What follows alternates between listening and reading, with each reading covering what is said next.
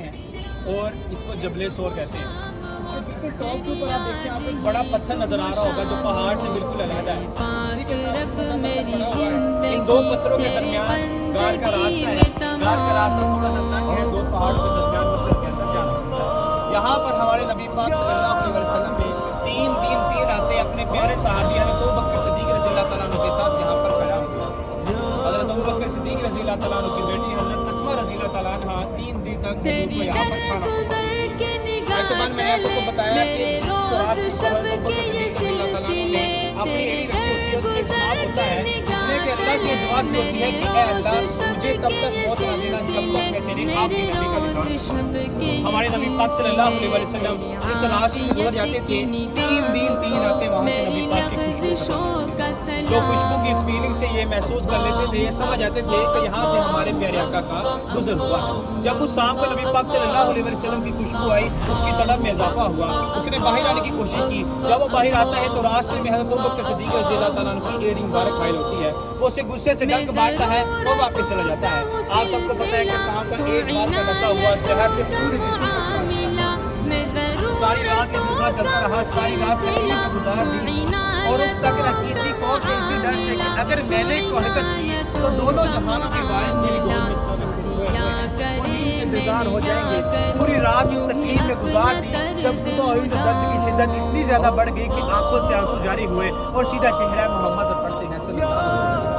آپ سرکار نیند سے بیزار ہوتے ہیں اور فرماتے ہیں کہ اے صدیق تو کیوں رو رہا ہے، کہ تجھے گھر کی یاد آ رہی ہے، کہ تجھے بیوی بچے یاد آ رہے ہیں، کہ بیت اللہ کی یاد آ رہی ہے۔ صدیق اکبر کہتے ہیں کہ حضور مجھے کسی چیز کی بھی یاد نہیں آ رہی، کوئی چیز ہے مجھے بار بار نبی پاک صلی اللہ علیہ وسلم فرماتے ہیں کہ صدیق اپنی ایڑی ہٹاؤ۔ حضرت ابوبکر صدیق رضی اللہ تعالیٰ عنہ اپنی ایڑی مبارک ہٹاتے ہیں کہ سانپ فوراً سے باہر آتا ہے۔ اللہ تعالیٰ کی ذات سانپ کو زبان دیتی ہے، سانپ نبی پاک صلی اللہ علیہ وسلم سے ہم کلام ہوتا ہے اور عرض کرتا ہے کہ یا رسول اللہ صلی اللہ علیہ وسلم مجھے معاف کر دیجیے، مجھے پتہ ہی تھا ایڑی مبارک کس کی ہے، اگر مجھے پتہ ہوتا تو میں ہرگز ایسا نہ کرتا۔ میں نے تو اللہ سے یہ دعا کی تھی کہ اللہ مجھے تب تک موت نہ دینا جب تک میں تیرے آخری نبی کا دیدار نہ کروں۔ صاحب نبی پاک صلی اللہ علیہ وسلم کا دیدار کرنے کے بعد چلا جاتا ہے۔ اس کے جانے کے بعد نبی پاک صلی اللہ علیہ وسلم اپنا لب دہان حضرت ابوبکر صدیق رضی اللہ تعالیٰ عنہ کی ایڑی مبارک پر لگاتے ہیں۔ ادھر جب مکہ کا فاروق پتہ چلتا ہے کہ نبی پاک صلی اللہ علیہ وسلم مدینہ نہیں گئے، مکہ کے اندر موجود ہے، تو وہ آپ کو ڈھونڈنا شروع کر دیتے ہیں۔ اسی غار کے اندر ایک مکڑی ہوتی ہے، اللہ تعالیٰ کی ذات مکڑی کو حکم دیتی ہے کہ اے مکڑی اس غار کے آگے جالا بھی بن دے اور نبی پاک صلی اللہ علیہ وسلم کا دیدار کر۔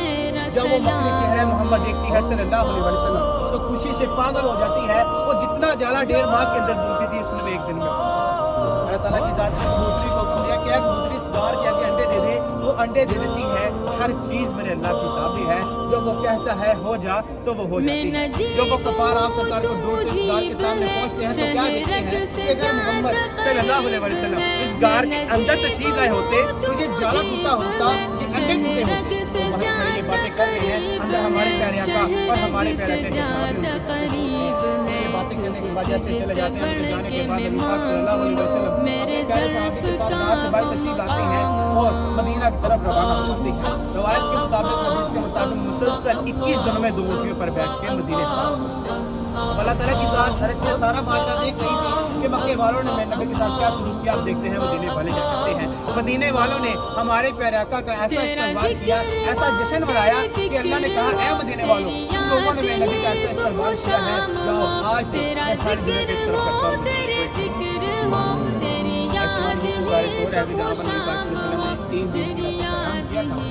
آپ لوگ سب نے زیارت بھی کر لی ہے اور اس کے بارے میں تفصیل سے جان بھی لیا ہے۔ اب اگر کسی نے کوئی پکچر وغیرہ بنانی ہے، کوئی تصویر لینی ہے،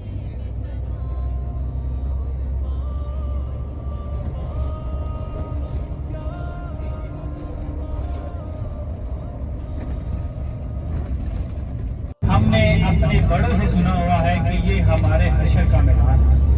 ہم سب نے قیامت والے دن مر کے یہاں پر زندہ اٹھائے جانا ہے، یہاں پر ہمارا حساب ہوگا۔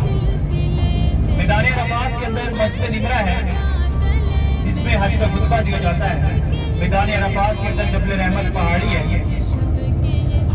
جبل رحمت پہاڑی وہ پہاڑی ہے کہ جہاں پر ہمارے اعمالوں کا ترازو لگے گا، وہاں پر ہمارے اعمالوں کو تولا جائے گا पूरी दुनिया ने क़यामत वाले दिन उसके इर्द गिर्द इकट्ठे होना है। यहाँ पर हमारा हिसाब किताब होना है। सब लोग अपने सीधे हाथ की जानिब देखिएगा। आपके सीधे हाथ की जानिब आपको एक येलो कलर का, पीले कलर का बोर्ड नजर आ रहा होगा। इस पे लिखा हुआ है कि अराफात अदा।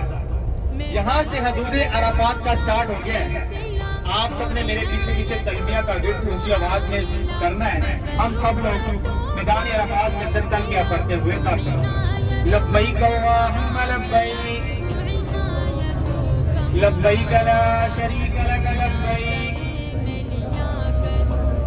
इन्नल हम्दा वन निअमता लक वल मुल्क ला शरीक लक, लब्बैक अल्लाहुम्मा लब्बैक, लब्बैक ला शरीक लक लब्बैक,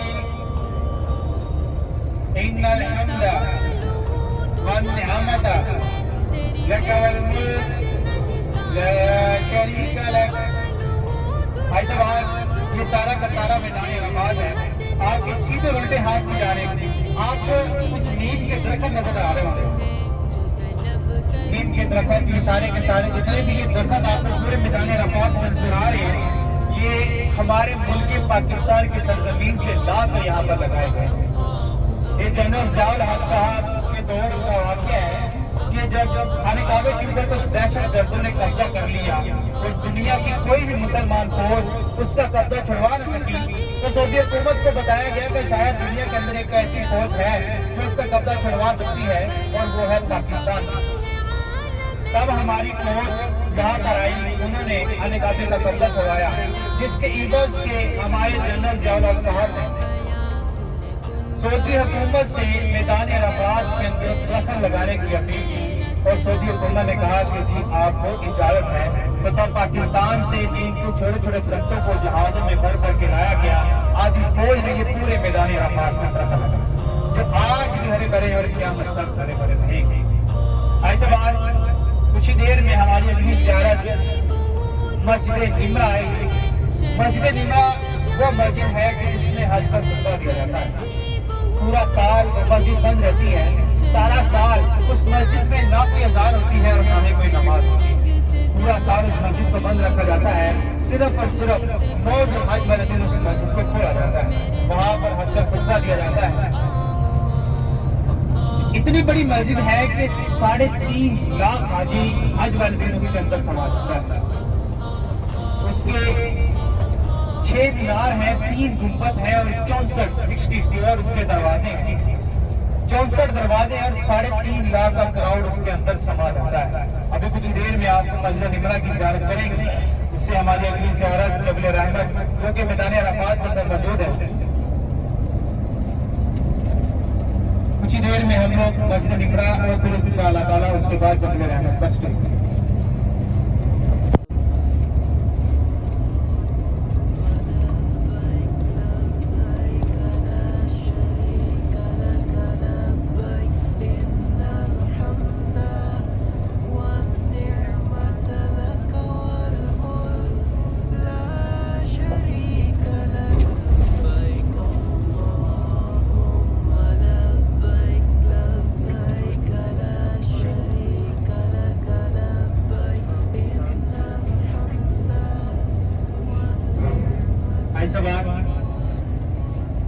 सब लोग अपने उल्टे हाथ की जानिब मतवज्जो हो।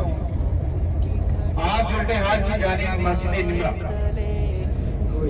6 मीनार, 3 गुंबद और 64 दरवाजों पर मुश्तमिल ये मस्जिद, जिसमें 3.5 लाख हाजी समा जाता है।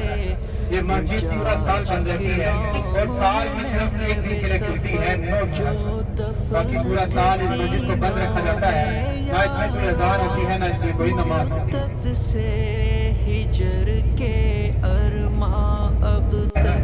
ऐसे ही नहीं 3.5 लाख हाजी इसमें समा जाता है। बहुत बड़ी ये मस्जिद है और इतनी मुकद्दस मस्जिद है कि सारा साल इसमें नमाज अजान होने के बावजूद भी इसको मुकद्दस बनाया है अल्लाह ताला ने कि इसमें इसके अंदर हज का खुतबा दिया जाता है। आज क्योंकि इस्लाम का अहम रुकन है, आज यहाँ से शुरू हो के मुज़दलिफ़ा और मिना में एक کتنا پذیر ہوتا ہے. ابھی نیکسٹ ہم جتنی بھی زیارت کریں گے مینا تک اور ساری کی ساری حج والی زیارتیں ہوں گی. آپ کو ساتھ ساتھ یہ بھی گائیڈ کیا جائے گا کہ حج کس طریقے سے سر انجام دیا جاتا ہے. سب سے پہلے تمام حاجی 9 ذی الحج کے دن اس میدان میں اکٹھا ہوتے ہیں. یہاں پر حج کا خطبہ سنتے ہیں. ظہر اور عصر کی نماز کو یہاں پر ادا کرتے ہیں اور مغرب کی اذان کو سنتے ہی مزدلفہ کی طرف روانہ ہو جاتے ہیں. اور جب ہم لوگ مزدلفہ جائیں گے تو مزدلفہ کے بارے میں آپ کو بتایا جائے گا. اس کے بعد پھر وادی بھی نہ آئے گا. آپ سب لوگ اس مسجد نمرہ کو اچھی طرح دیکھیں.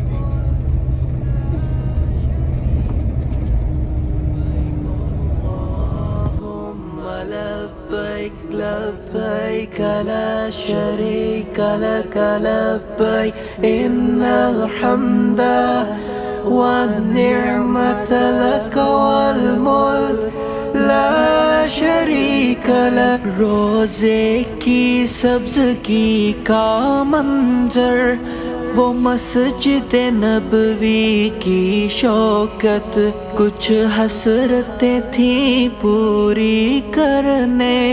حجاج کرام ہے محو سفر، کعبہ کو نظر میں بسانا ہے، حجر اسود کو چومنا ہے. یہ آرزو دل ہی دل میں لیے حجاج کرام ہے محو سفر.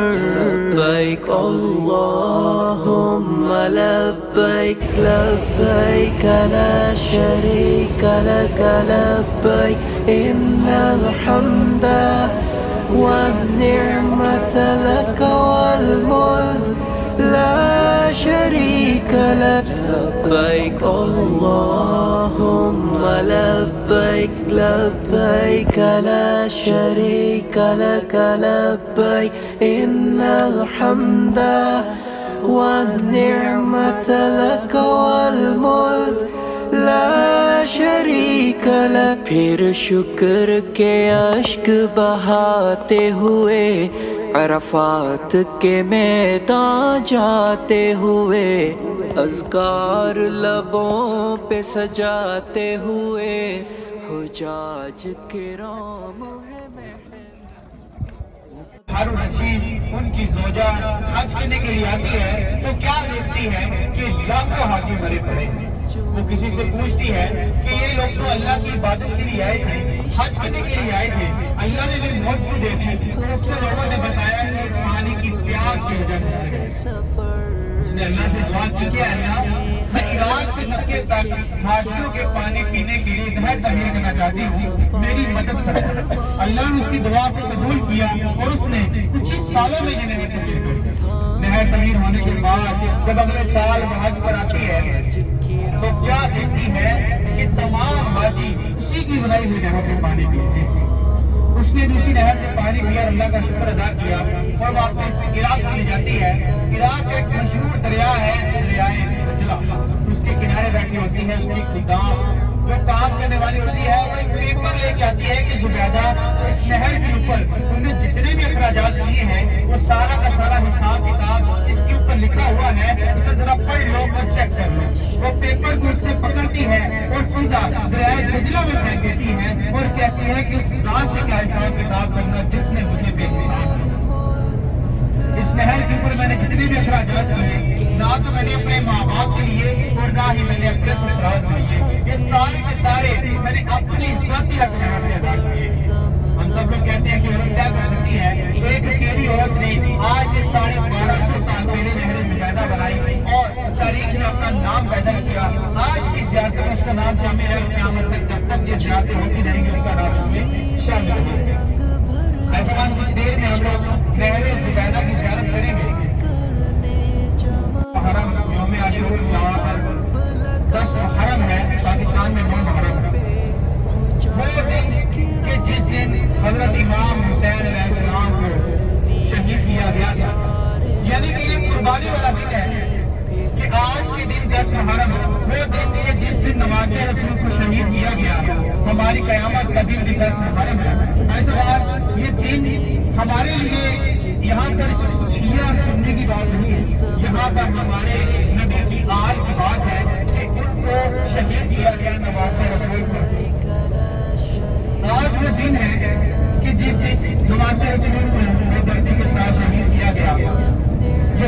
اسلام تو مٹ گیا لیکن اسلام کا نام ابھی بھی زندہ ہے، جو آج سے 1250 سال پہلے ایک اکیلی عورت نے بنائی۔ کہاں پر عراق ہے اور کہاں پر مکہ ہے، اتنی دور سے اس نہر کو یہاں تک لایا گیا اس کے لیے کہ حاجیوں کے پانی پرووائڈ کرے۔ ایسا مان تک زمزم تو موجود تھا لیکن سعودی حکومت کے پاس اتنی فیسلٹی نہیں ہوتی تھی کہ یہاں پر پانی کا پرووائڈ کیا جائے۔ یہاں پر چاہے کوئی فقیر ہے، کوئی بادشاہ ہے، کوئی امیر ہے، کوئی غریب ہے، سب ایک برابر ہے۔ یہاں پر کسی کے لیے کوئی پروٹوکول نہیں دیا جاتا، کسی کو کوئی سرانہ کو بستر کو چھت سے نہیں نوازا جاتا۔ یہاں پر تمام کے تمام، چاہے کوئی بادشاہ آیا ہوا ہے، چاہے کوئی کرکٹر ہے، کوئی فلم اسٹار ہے، چاہے کوئی عام انسان ہے، یہاں پر سب ایک برابر ہے۔ اس سے اگلی ہماری زیارت جو کہ مزدلفہ کے میدان میں موجود ہے، مسجد مشرق الحرم، یہ مسجد بھی پورا سال بند رہتی ہے اور سال میں ایک دن کے لیے کھلی جاتی ہے۔ وہ جو مغرب کی اذان سن کے تمام حاجی اس مزدلفہ کے میدان میں اکٹھا ہوتے ہیں، جہاں پر مغرب اور عشاء کی نماز ایک جماعت کرے یہاں پر اکٹھے ادا کی جاتی ہے۔ آج ہم سیدھے ہاتھ کی جانب مسجد مشرق الحرم قرآن مجید کے دوسرے سپارے میں سے مسجد کا ذکر کیا ہے اللہ تعالیٰ نے۔ بھائی صاحب معذرت کے ساتھ کہنا چاہ رہا ہوں کہ سبحان اللہ کی آواز بند ہو گئی ہے، بالکل۔ میں نے آپ کو بتایا کہ وہ سرزمین ہے کہ جہاں پر ایک بار اللہ کو پکارنے سے 1 لاکھ کے برابر پکارا جانا ہے۔ یہاں پر آپ کوئی بھی عمل کرتے ہیں تو اس کو 1 لاکھ کے ساتھ ملٹیپل کیا جائے گا، اور ایسا ہی ہے کہ اگر آپ کوئی بدی کرتے ہیں تو اس کو بھی 1 لاکھ کے ساتھ ملٹیپل کیا جائے گا۔ یہ وہ سرزمین ہے کہ جہاں پر 1,24,000 پیغمبر اترے، اور اللہ تعالیٰ نے اس جگہ پر اتنا مقدس بنا دیا ہے کہ خانہ کعبہ اللہ تعالیٰ کا گھر جس کی طرف منہ کر کے جس کے ڈائریکشن میں، تو اللہ تعالیٰ کی ذات اس سے فرماتی ہے کہ اے ابراہیم، میں نے تجھے پیدا کیا تھا اور تم میرے ہی گھر کو گرانے کے لیے آ گیا ہے۔ تو اللہ تعالیٰ نے اس کو اور اس کی فوج کو اس کو نابود کرنے کا ذمہ خود پہ لیا اور آسمانوں سے ابابیل پرندوں کا لشکر دیا۔ ابابیل چھوٹا سا پرندہ ہے، اس کے بارے میں آپ نے سنا ہوگا، قرآن مجید میں بھی اس پرندے کا ذکر ہے۔ اس کی چونچ میں، چھوٹی سی چونچ میں چھوٹا سا پتھر دیا، آسمان سے وہ پتھر جس ہاتھی کے اوپر گرتا وہ ہاتھی اس میں بیٹھا ہوا شخص گھسا ہوا بوسا بن جاتا۔ اللہ نے ابرا کو ایسے عذاب میں ڈالا، ایسی بیماری میں مبتلا کیا کہ اس کی ہڈیاں الگ ہوتی اور ماس الگ ہوتی۔ سب لوگ پہلے وادی مینا کے خیمے دیکھ لیں، یہ وہی خیمے ہیں کہ جن میں حاجی 3 دن تک قیام پذیر ہوتے ہیں۔ تمام حج کے حاجی 3 دن تک ان خیموں میں قیام پذیر ہوتے ہیں۔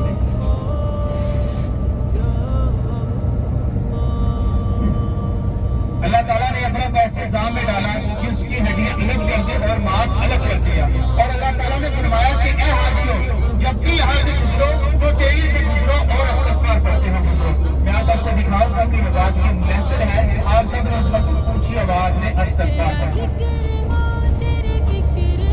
ابھی آپ کے سیدھے ہاتھ میں جانے وادی مینا کا پنگر ٹرین کا اسٹیشن آئے گا، یہاں سے ٹرین کا اسٹارٹ ہوتا ہے اور یہ ٹرین یہاں سے ایسے کہ مزدلفہ اور میدان عرفات تک جاتی ہے۔ یہ وادی مینا کا پہلا اسٹیشن ہے۔ یہ ٹرین وہ ٹرین ہے جو حج کے موقع پر تمام حاجیوں کے لیے فری آف کاسٹ سروس دی جاتی ہے۔ وہ حاجی جو حج کا پیکیج روڈ کے ذریعے آتے ہیں، ان کے لیے یہ فری سروس ہوتی ہے، وہ اس میں سفر کر سکتے ہیں۔ اس کے اختتام ہوتے ہی آج ہم نے اپنے سیدھے ہاتھ میں جانے متوجہ رہنا ہے۔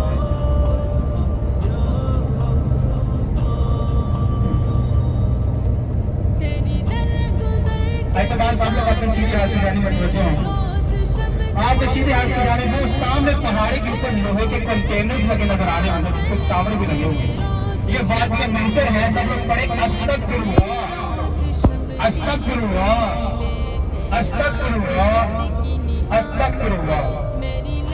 آج بھی 24 گھنٹے یہاں پر اللہ کا عذاب نازل ہوتا ہے، اور اللہ تعالیٰ کا یہی فرمان ہے کہ اے حاجیوں، جب بھی یہاں سے گزرو تو تیزی سے گزر جاؤ اور استغفار کرتے ہوئے۔ یہ حصہ وادی مینا سے باہر ہے، جتنا بھی وادی مینا سرکار حصہ ہے۔ ابھی جو ہماری اس سے اگلی زیارت ہے وہ ہے قربانی والا پہاڑ، جسے مقام اسماعیل کہا جاتا ہے۔ وہ پہاڑی کے جہاں پر حضرت اسماعیل علیہ السلام کو قربانی کے لیے لایا گیا۔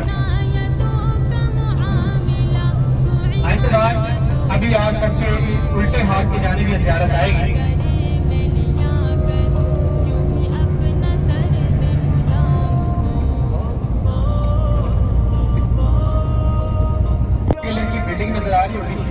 اس आप लोग उस पहाड़ी पे देखिएगा, आपको एक छोटा सा गुंबद बड़ा नजर आएगा, एक छोटा सा मीनार, एक सुराख वाला, जिसमें कि एक सुराख है। सबको नजर आ रहा है?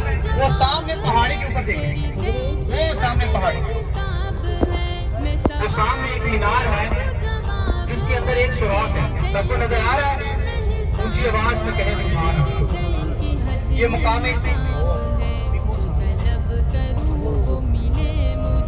ये मुकाम इस्माइल है, वो पहाड़ी के जहाँ पर हजरत इस्माइल अलैहिस्सलाम को कुर्बानी के लिए लाया गया।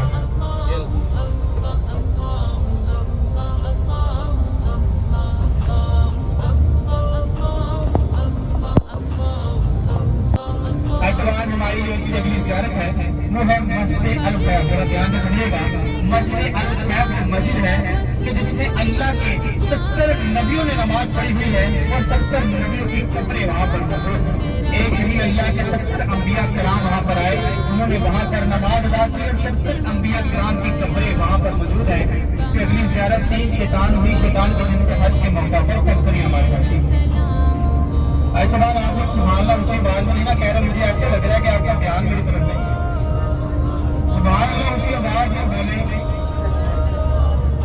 ये मेरी मोटिवेशन है कि आप जब सुभान अल्लाह ऊंची आवाज में बोलेंगे ना तो मुझे ऐसा लगेगा कि आप मेरी बातों को ध्यान से सुनोगे, मेरा भी दिल करेगा कि आपके साथ ज़्यादा से ज़्यादा इन्फॉर्मेशन को शेयर करें। तो सब लोग आप लोगों ने हाथ में देखें, ये आपके 4 बयानों पर मुश्किल जो मस्जिद नजर आ रही है, ये मस्जिद अल-कैफ वो मुक़द्दस मस्जिद है जिसमें अल्लाह के 70 अंबिया कराम ने नमाज अदा की और 70 अंबिया कराम की कब्रें यहाँ पर मौजूद हैं।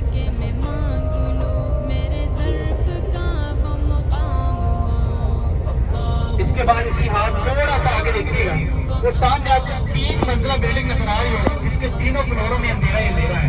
उसके ऊपर एक सफेद कलर की बड़ी सी छतरी लगी हुई है, सबको नजर आ रही है? ये सबसे छोटा शैतान है, सब लोग इस पे थोड़ा जोर से लानत देंगे। ऐसा बात जोर से एक दफा लानत। ये शैतान है, ये हकदार है, इसके साथ इससे छोटा और इससे ए सबसे छोटा, इससे बड़ा और इससे बड़ा, तीनों शैतान एक जगह पर तीन एक ही सिमत में मौजूद है।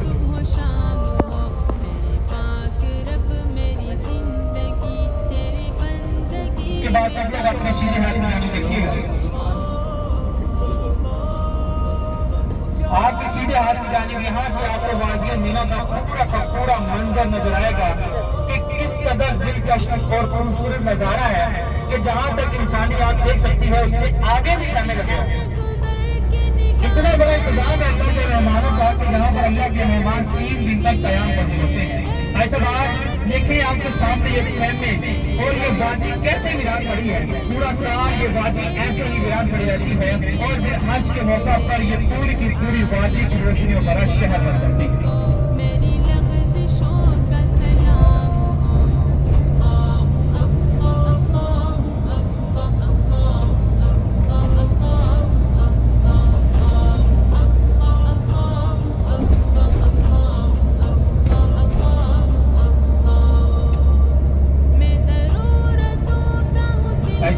वादी मीना के बाद हमारा काफिला मस्जिद जुराना की तरफ रवाना है। मस्जिद जुराना वो मिकात है कि जहाँ पर जंगें हुनैन हुई थी।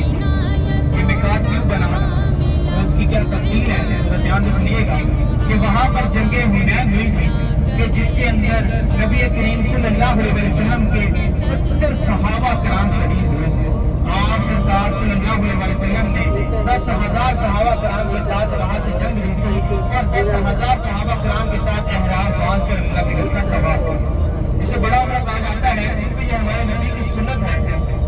नबी करीम सल्लल्लाहु अलैहि वसल्लम ने एक हज और 4 उम्रे फरमाए थे, एक सुलह हुदैबिया से, एक मदीना पाक से, एक ताइफ से और एक मस्जिद जुराना। आज इंशाअल्लाह ताला हम नबी की एक सुन्नत को जिंदा करेंगे। ऐसे बाद कुछ देर में हमारा काफिला मस्जिद जुराना पहुंच जाएगा। काबे की रौनक, काबे का मंजर, अल्लाह अकबर, अल्लाह अकबर। देखूं मैं देखूं चाहूं बराबर, अल्लाह अकबर, अल्लाह अकबर। कि काबे की रौनक की आपने देखी है और काबे का मंजर भी देखा है, अश्क बार मुंह से यही निकलता है कि अल्लाह अकबर, अल्लाह अकबर। ऐसे बाद मैं आपको एक जो मुसलमान पहली दफा खाने काबे का इंतजार करता है, अल्लाह के घर का तवाफ करने के लिए आता है, उसकी क्या कैफियत होती है, क्या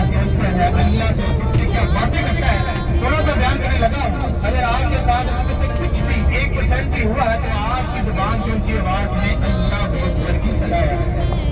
जब भी मुसलमान अल्लाह के घर का तवाफ करने के लिए आता है, सबसे पहले अल्लाह के घर जब जाता है तो खाने काबे के जब रूबरू खड़ा होता है ना, तो अल्लाह से खुद से सवाल करता है कि ए अल्लाह, मैंने तो सोचा था कि तेरा घर इतना होगा, ये तो इतना बड़ा है कि इतनी बड़ी तेरी चाहत। ए अल्लाह, मैं तेरा नाचीज बंदा, मैं तेरा गुनाहगार बंदा, इतना गुनाहगार कि माफी के काबिल ही नहीं था। आज तूने मुझे उस घर के सामने खड़ा लाके कर दिया है कि जिस घर की डायरेक्शन में जिसकी तरफ मुंह करके पूरी दुनिया के मुसलमान तुझे सजदा करते हैं, आज मैं उसके सामने खड़ा हूँ। ए अल्लाह, तेरा शुक्र अदा तेरे अल्फाज से करूँ तो रोते हुए अश्क बार मुंह से यही निकलता है कि अल्लाह अकबर, अल्लाह अकबर। तेरे हरम की है क्या बात मौला, तेरे करम की है क्या बात मौला, लाया कहाँ मुझको मेरा मुकद्दर, अल्लाह अकबर, अल्लाह अकबर। कि तेरा करम ना होता तो तेरा हरम ना देखते, ये तेरा करम है कि तेरा हरम रहता है। ऐसा बात ये वो सरजमीन है कि जहाँ पर बंदा पैसे के तौर से नहीं आ सकता, जहाँ पर वही आता है कि जिसको मेरा अल्लाह चाहता है, जिसे मेरा अल्लाह बुलाता है। एग्जाम्पल हमारे सामने है कि हमारे इर्द गिर्द कितने ऐसे लोग हैं कि जिनके पास बेशुमार पैसा है, बहुत पैसा उनके पास। हम पूछते हैं कि यार आपने हज पे नहीं जा रहा, उम्रे पे नहीं जा रहा, तो आगे से कहते हैं कि हम अगले साल जाएंगे। उनका अगला साल ही नहीं आता, क्योंकि यहाँ पर वही आता है जिसे मेरा अल्लाह बुलाता है कि जिसे चाहा करके बुला लिया और जिसे चाहा अपना बना लिया। ये बड़े करम के हैं फैसले, ये बड़े नसीब की बात है। यहाँ पर आने के लिए पैसे नहीं चाहिए, पैसों के साथ साथ नसीब भी चाहिए कि जिसे मेरा अल्लाह बोलना। और दूसरी तरफ हम अशरफुल मखलूकात, अशरफुल मखलूकात का मतलब है कि हम सब अशरफ से لبيك اللهم لبيك لبيك لا شريك لك لبيك إن الحمد والنعمة لك والملك لا شريك لك रहमत की घटा के साए तले हुजाज किराम है महवे सफर लब्बैक को लब पे सजाते हुए हुजाज किराम है महवे सफर जो दफन थे सीनों में यारो मुद्दत से हिजर के अरमान अब तक मीले वफा करने सारे हुजाज किराम है महवे सफर रहमत की घटा के साए तले हुजाज किराम है महवे सफर लब्बैक को लब पे सजाते हुए हुजाज किराम है महवे सफर जो दफन थे सीनों में यारो मुद्दत से हिजर के अरमां अब तक मिले वफा करने सारे हुजाज किराम